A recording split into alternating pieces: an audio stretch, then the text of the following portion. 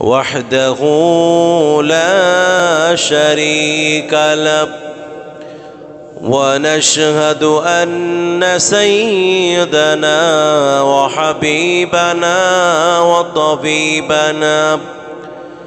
وطبيب قلوبنا محمدا صلى الله عليه وسلم الذي أرسله بالحق بشيرا ونذيرا وداعيا إلى الله بإذنه وسراجا منيرا. أما بعد فقد قال الله تعالى: إن الله وملائكته يصلون على النبي يا أيها الذين آمنوا صلوا عليه وسلموا تسليما.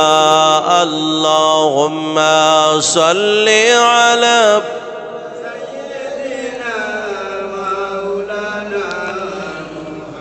وعلى آل سيدنا مولانا محمد بلغ العلا بكماله كشف الدجى بجماله حسنت جميع خصاله صلوا عليه وآله سلموا يا قوم بل صلوا على صدر الأمين مصطفى ما جاء إلا رحمة للعالمين.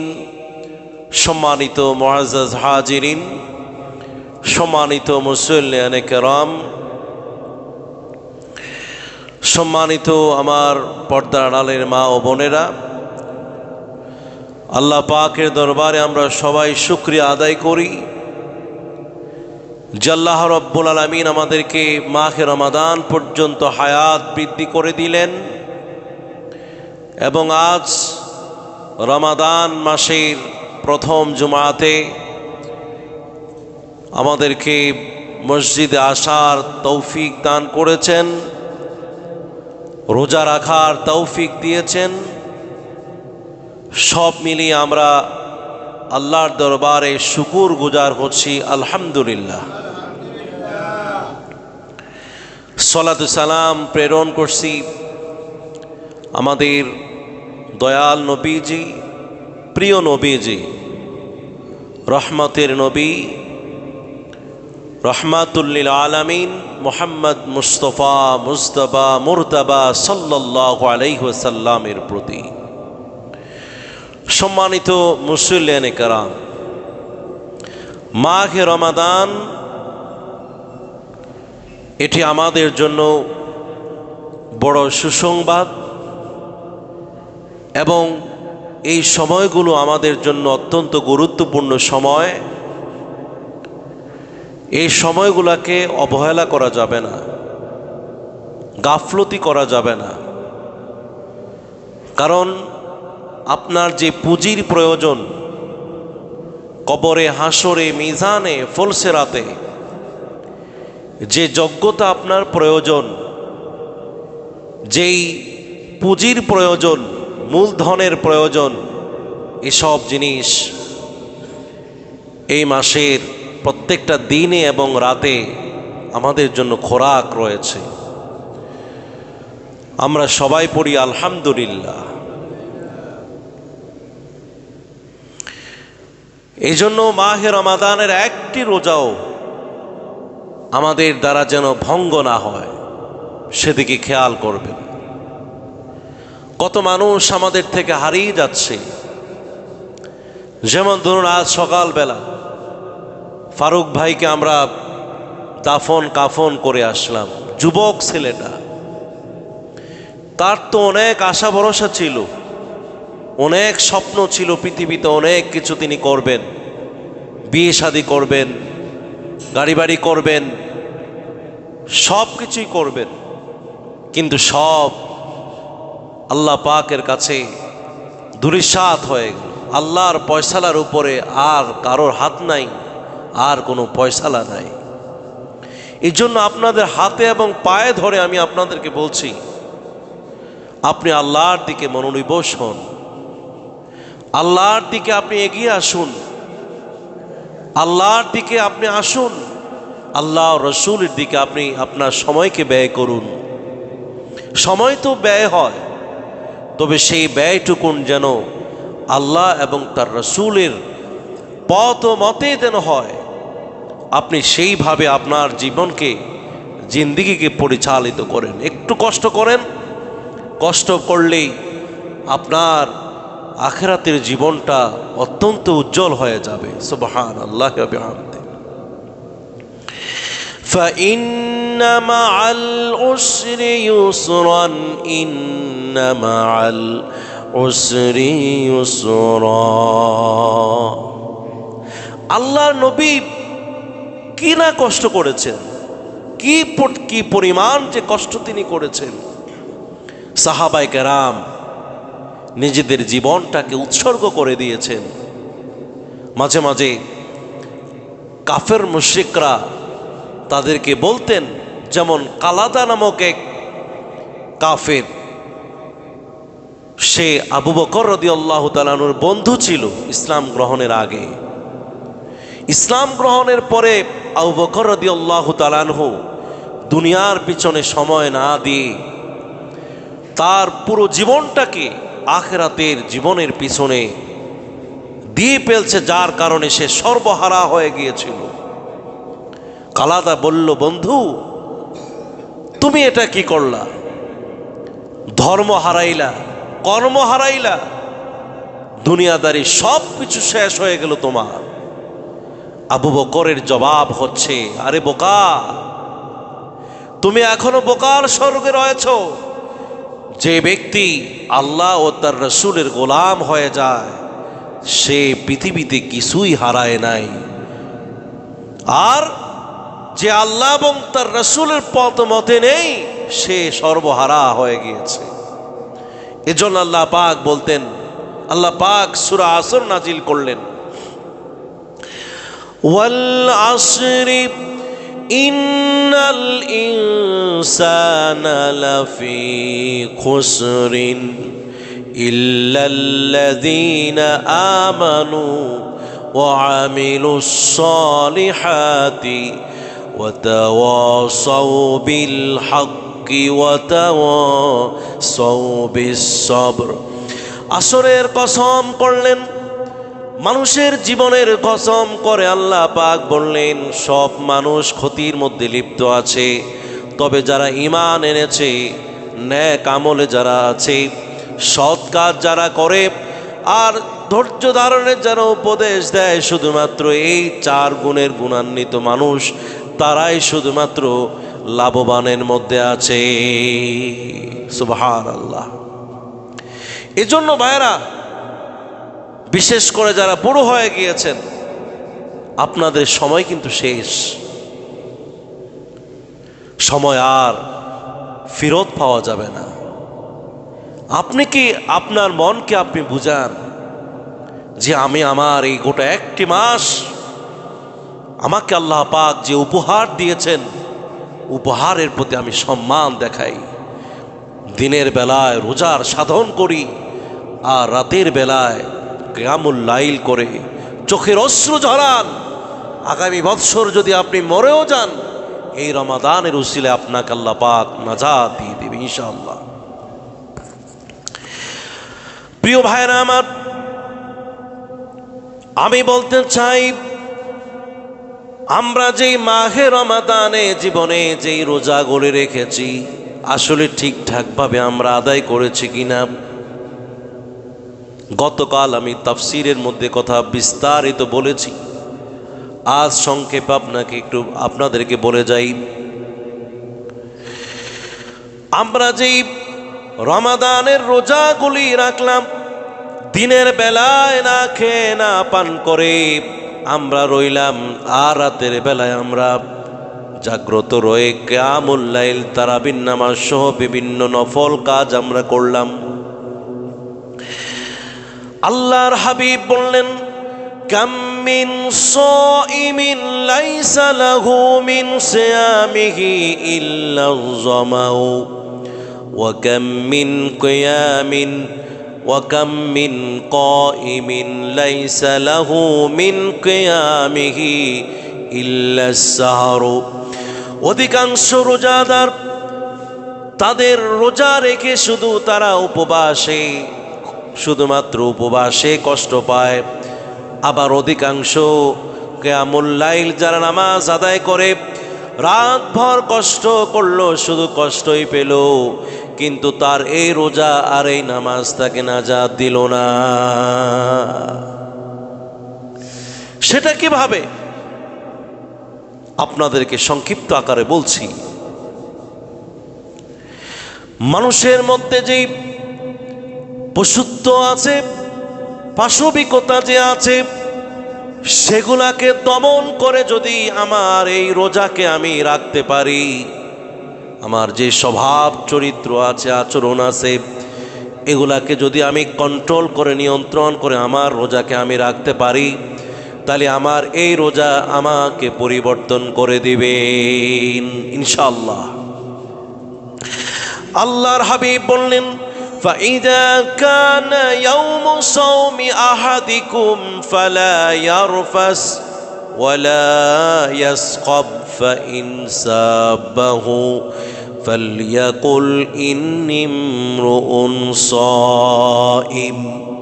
তোমাদের কেউ যখন রোজা রাখা শুরু করে দেয়, সে রোজা রাখার প্রথম থেকে শুরু করে শেষ পর্যন্ত একটা অশ্লীল কাজ, একটা অন্যায় কাজ তার দ্বারা যেন না হয়, এবং কোনো গালিগালাজও যেন না করে। তার মানে হলো তার চক্ষু, তার হাত, তার পা, তার জিহ্বা, তার কথা, তার চিন্তা চেতনা, তার খাবার দাবারের যে অভ্যাস, স্বভাব চরিত্রের যে অভ্যাস আগে ছিল, এগুলাকে সব কন্ট্রোল করে, নিয়ন্ত্রণ করে যদি নিজেকে একজন রোজাদার হিসেবে পরিচয় দিতে পারে, তাইলে আল্লাহ পাক যেই রহমত, বরকত, নিয়ামত, মাগফিরাত যে নাজিল করবেন, পুরোপুরি রহমত, বরকত, মাগফিরাত গুলি পাওয়া যাবে। রাসূল বললেন, ধরো তুমি একটা অন্যায় কাজ তুমি করো নাই, কিন্তু কেউ তোমাকে গালি দিল, কেউ তোমাকে কষ্ট দিল, কেউ তোমাকে যন্ত্রণা দিল, কেউ তোমাকে রাগায়া তুলল, খেফেয়া দিল, কিন্তু রাসূল বললেন, ফালইয়াকুল ইন্নী ইমরিউন সাইম, তুমি জবাব দাও আমি একজন রোজাদার মানুষ। এর বাইরে আর তোমার কোনো জবাব কথা কোন আছে? নাই। হযরত মরিয়ম আলাইহিস সালাম যখন তিনি ঈসা নবী পেটে ধারণ করলেন, মানুষ তাকে বিভিন্ন ধরনের অপবাদ বলে কষ্ট দিচ্ছিল, কিন্তু আল্লাহর কথাগুলো, তুমি জনশূন্য জায়গায় তুমি থাকতে পারবে না, যাও মানুষের মাঝে তোমাকে থাকতে হবে। আর মানুষ যদি জিজ্ঞেস করে তোমার তো স্বামী নাই, তাইলে তুমি এই সন্তান তো তোমার যারও সন্তান, এগুলি বলে বলে যখন তোমাকে বলবে, আল্লাহ পাক বললেন, মরিয়ম ফাকুলি ইন্নী নাযারতু লিররহমানি সাওমা, যখন তোমাকে এত কষ্ট দেয় কথা বলে, তখন তুমি বলে দিও, হে মানব মণ্ডলী, আমি আল্লাহকে সন্তুষ্ট করার জন্য রোজা আছি। সুবহানাল্লাহ। ফালান উকাল্লিমাল ইয়াউমা ইনসিয়া, শুধুমাত্র ইশারা দিয়ে তুমি কথা বলতে পারবে, আর কোনো কথা তুমি বলতে পারবে না।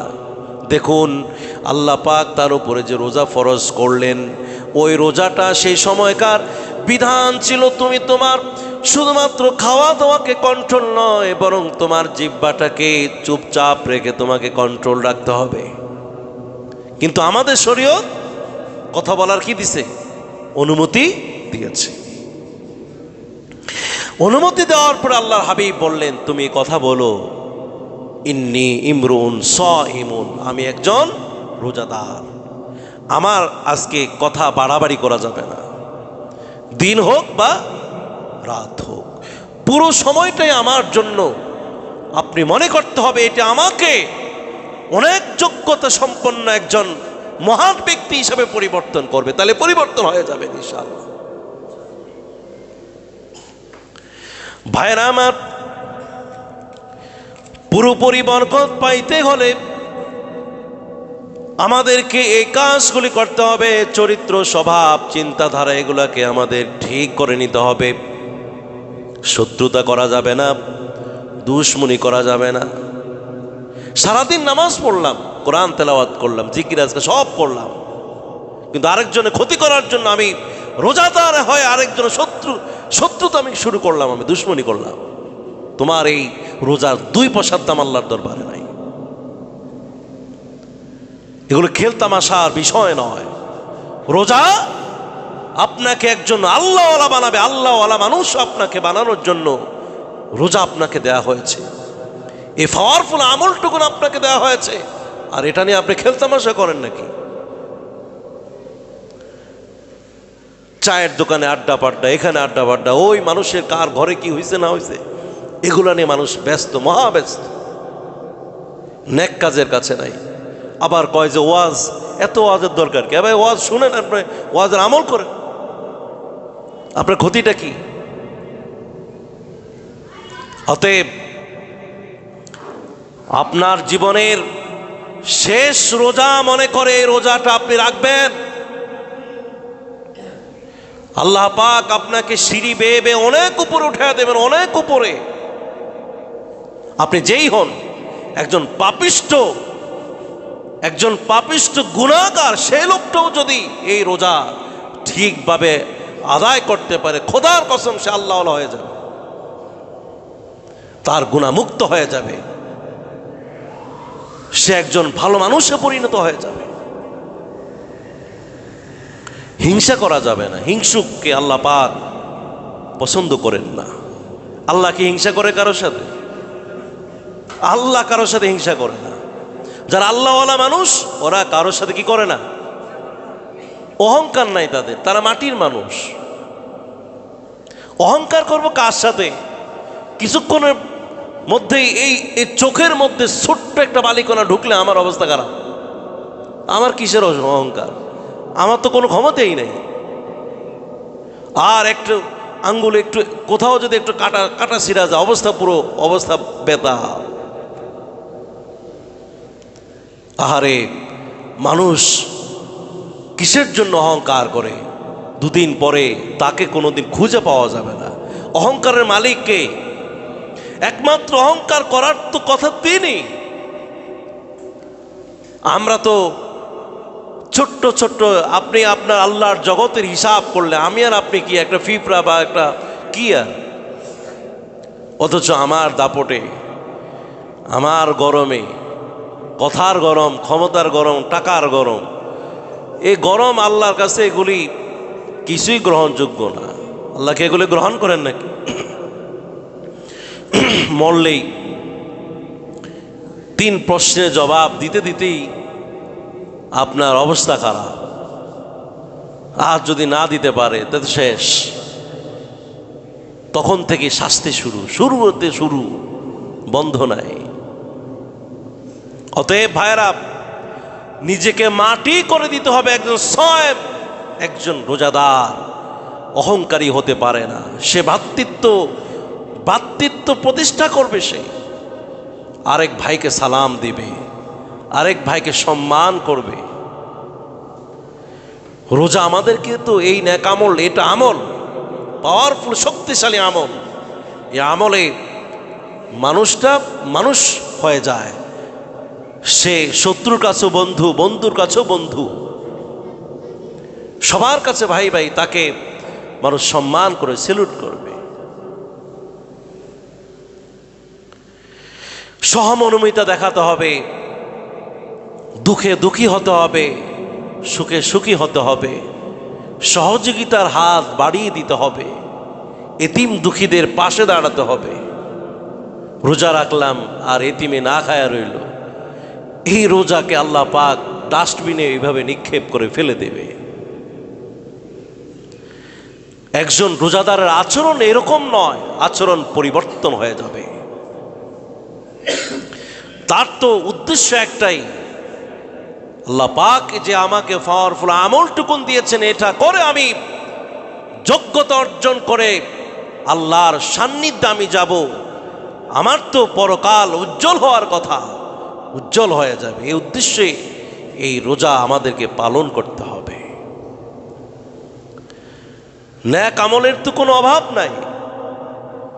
শেষ 10 দিনের বেজোড় যে রাত, সেটা হচ্ছে 1000 মাসের চাইতে উত্তম। আপনার কি প্রয়োজন, গোটা একটি মাস আল্লাহ পাক সব দিবেন, পুরো রহমত দিবেন, পুরো বরকত ঢেলে দিবেন, পুরো মাগফিরাত ঢেলে দিবেন, নিয়ামত ঢেলে দিবেন। ওই আমরা তো সেই অশান্তির মধ্যেই আছি, কারণ আমাদের সেই কাঙ্ক্ষিত রোজা হচ্ছে না। আপনাকে পুরো পরিবর্তন হয়ে যেতে হবে, চরিত্র ঠিক করতে হবে। চরিত্র, দুশ্চরিত্রবান মানুষের রোজা হয় না। যেই রোজার আগেও বেগানা মহিলার দিকে তাকায়া থাকতো, টিভির দিকে তাকায়া থাকতো, মোবাইলের অশ্লীলতা দেখতো, এখনো সেটা, দিনও যেটা রাইতো এটা। তো আপনার এই রোজা, আপনার নেক আমল তো এগুলি ক্যান্সার ছড়িয়ে পড়বে। এই চক্ষু আপনার 30 দিন আগের যে চক্ষু ছিল, এই চক্ষুটা 30 দিন পরে আপনার এই চোখ হয়ে যাবে আল্লাহওয়ালার চোখ হবে। এই চোখের পাওয়ার হয়ে যাবে এত বেশি, আসমানের দিকে তাকালেই আল্লাহ বুঝবেন যে আপনি কেন তাকায় আছেন। আপনার এই জিহ্বা নাড়লে আল্লাহ পাক বলবে যে আপনার এই জিহ্বাটা কেন নাড়ছেন। হাদিস শরীফে এসেছে, যার হাতটুকুন আল্লাহওয়ালার হাত হয়ে যায়, এটা আল্লাহর হাতই হয়ে যায়। এই চক্ষুটা আল্লাহর চোখ হয়ে যায়, এই পাটা আল্লাহর পা হয়ে যায়। সুবহানাল্লাহ পড়েন। তাহলে আমরা কতটুকু কি করছি?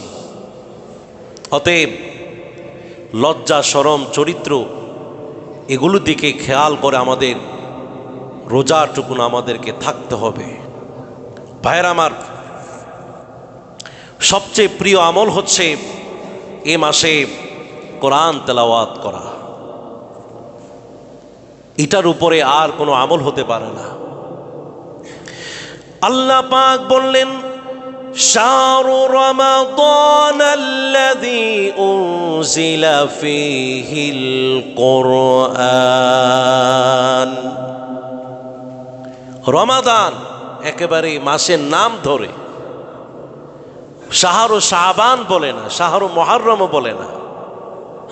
গোটা কোরআনের মধ্যে মাসের নাম খুঁজলে রমাদানের মাসের নামটা উল্লেখ আল্লাহ পাক করে দিলেন।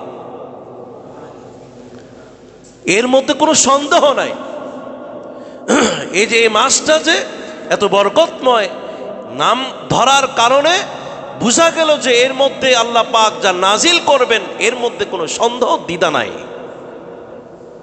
নিশ্চিত এখানে আপনি আল্লাহর রহমত পাবেন, বরকত পাবেন। রমাদানেই আল্লাহ পাক কোরআনুল কারীমকে নাজিল করলেন। হুদাল লিন্নাস, মানুষ সোজা পথ পাবে। ওয়াবাইয়িনাতিম মিনাল হুদা, এবং সোজা পথের কি কি আছে আইটেমগুলি সব পেয়ে যাবে কোরআনুল কারীমের মধ্যে। ওয়াল ফুরকান, সত্য মিথ্যা কোনটা সেটা বুঝতে পারবে। আল্লাহ পাক বললেন, ফামান শাহিদা মিনকুমুশ শাহরা ফালইয়াসুমহু, যে কেউ এই রমাদান মাসকে পাবে, সে যেন পুরো একটা মাস সিয়াম সাধনে লিপ্ত হয়ে যায়। তাফসীরকাররা এই রমাদান মাসকে উল্লেখ করার কারণ আরেকটা উল্লেখ করেছে, শুধু কোরআন নয়, আল্লাহ পাকের যে আসমানি কিতাবগুলি আছে, এই কিতাবগুলো রমাদান মাসেই নাজিল করেছেন। 6 তারিখ মুসা আলাইহিস সালামের উপর তাওরাত কিতাব নাজিল করেছেন। কেমন দামি সময়, মূল্যবানের সময়গুলি। দাউদ আলাইসাল্লামের উপর জাবুর কিতাব 18ই রমাদান, ইনজিল ঈসা আলাইসাল্লামের উপর 13ই রমাদান, আর কোরআন নাজিল হয়েছে কোন রমাদানে বলেন? রমাদানে কয় তারিখ? এ তো ভুল কথা। 27 রমাদানে নাজিল হয়েছে কোরআন। আপনারা কি বলেন কোন রাত্রে নাজিল হয়েছে? হ্যাঁ, এই যে বেজর রাত, শেষ ভাগের কোন রাতে? বেজর রাত। এটা ভুল ধারণা যে এক রাতে হয়েছে, এটাও না। যে কোনো বেজর রাতেই কোরআনকে নাজিল করা হয়েছে। ইন্না আনজালনাহু ফি লাইলাতিল কদরি, ভাগ্যের রজনীতে নাজিল করেছি কোরআন। ভাগ্য পরিবর্তন হয়ে যাবে, ভাগ্য পরিবর্তন করে দিবে আপনার।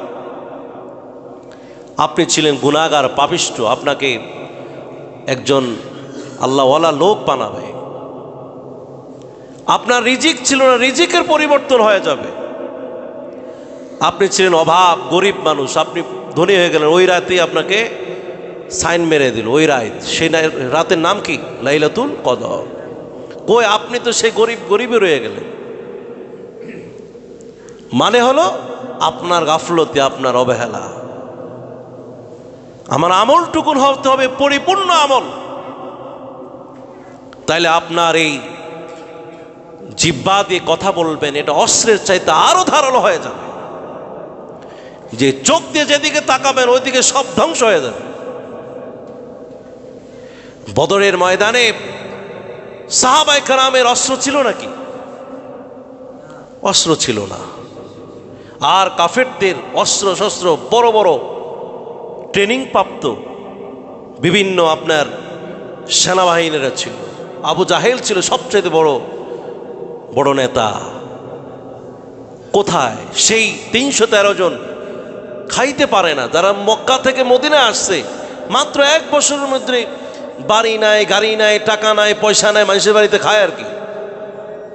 হাদিয়া আসলে পায়, খায়, নাহলে খাইতে পারে না, কিছুই নেই। তার রোগাক্রান্ত হয়ে গেছে মানুষগুলি, সাহাবায়ে কেরাম। কোন কোন জায়গায় দেখেছি সাহাবীরা আপনার জন্ডিস রোগে বা পেটের রোগে আক্রান্ত হয়ে গেছে। এই রোগাক্রান্ত লোকগুলি মাহে রমাদানের 17ই রমাদান, 30টা এখনো অতিবাহিত হয় না, 16টা রমাদান অতিবাহিত হওয়ার সাথে সাথে 17ই রমাদানে যুদ্ধের ময়দানে হাতটুকুন আকাশের দিকে উঠালেন, আর চক্ষুটুকুন কার দিকে তাকিয়ে আছে? সবাই বলেন কার দিকে? আল্লাহর দিকে তাকিয়ে আছে।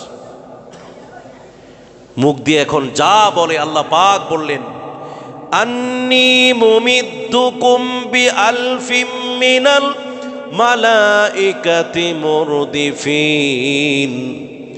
তোমার এই জিহ্বা দিয়ে আমার কাছে তুমি যা চেয়েছো, ওই চাওয়ার বাইরে, তোমার কল্পনার বাইরে আমি জিনিস দিয়ে তোমাকে সহযোগিতা করব। তুমি যদি চাও গাড়ি একটা, তোমাকে দেওয়া হবে 100টা, কল্পনার বাইরে। বুঝে নাই? কল্পনার বাইরে তোমাকে দেওয়া হবে 1000। আচ্ছা, এখন আর 5 মিনিট আছে, শুনুন। আপনার 1000 ফেরেশতা যে নাজিল করবে, এটা সাহাবায়ে কেরামের ধারণাই ছিল না। ফেরেশতাকে 1000 দরকার কত? জাহান্নামকে, পুরো জাহান্নামকে কন্ট্রোল করে মাত্র 19 জন ফেরেশতা। কয়জন বলেন তো? সবাই বলেন 19 জন। 19 জন ফেরেশতা পুরো জাহান্নামকে কন্ট্রোল করবে। আর সেখানে বদরের প্রান্তরে আল্লাহ পাক বলেন 1000। আলফ, আলফ অর্থ কি? যারা সৌদি আরব আছেন বলেন আলফ, আর আলফাইন 2000।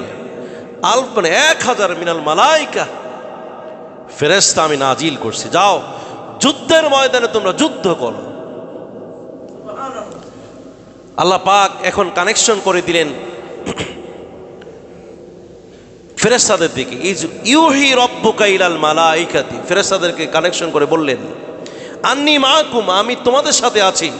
ফাসাব্বিতুল্লাযিনা আমানু সাউলকি ফি কুলুবিল্লাযিনা কাফারুর রু'বা, যাও তোমাদের কাজ হলো তোমরা যুদ্ধের ময়দানে গিয়ে আমার ইমানদার রোজাদার এই দুর্বল, যারা দুর্বল শারীরিকভাবে ইমানিভাবে তারা শক্তিশালী, যাও এদেরকে সেই যুদ্ধের ময়দানে গিয়ে অটল রাখো, আর আমি কাফেরদের মধ্যে ভয় সৃষ্টি করে দিচ্ছি। সুবহানাল্লাহ। আপনারা ইতিহাস খুলে দেখবেন, সেখানে লেখা আছে যে যখন তারা যুদ্ধের ময়দানে গেলেন, সাহাবায়ে কেরাম গেলেন 300 কয়জন, গিয়া দেখে যে তাদের পক্ষে হাজার হাজার মানুষ। সুবহানাল্লাহ বলেন। পাগড়িধারী সব, যে এটা কোরআনেরও একটা আয়াতে কারিমা আছে, আমার এখন মনে নেই, সেই আয়াতে কারিমার ভিতরে বলা আছে যে তারা যুদ্ধের ময়দানে গিয়ে দেখে যে দ্বিগুণ, তাদের চাইতো আরো দ্বিগুণ যোদ্ধা মুজাহিদ যুদ্ধের ময়দানে তাদের পক্ষ হয়ে যুদ্ধ করছে। আল্লাহু আকবার। সাহাবায়ে কেরাম সরাসরি সাহায্য পাইলেন তাবুকের যুদ্ধে, মক্কা বিজয়ের সময়। এগুলি সব রোজার মধ্যে বিজয়গুলো হয়েছে। কাদিসিয়ার যুদ্ধ, স্পেনের যুদ্ধ, আমাদের এই ভারতীয় উপমহাদেশের যে যুদ্ধ মোহাম্মদ বিন কাসিম করেছেন, সবগুলি বরকতের জন্য মাহে রমাদানে বীর মুজাহিদদেরকে রোজা অবস্থায় যুদ্ধের ময়দানে ঝাঁপিয়ে পড়েছে। আর সবগুলি যুদ্ধের মধ্যেই সাহায্য করেছেন কে?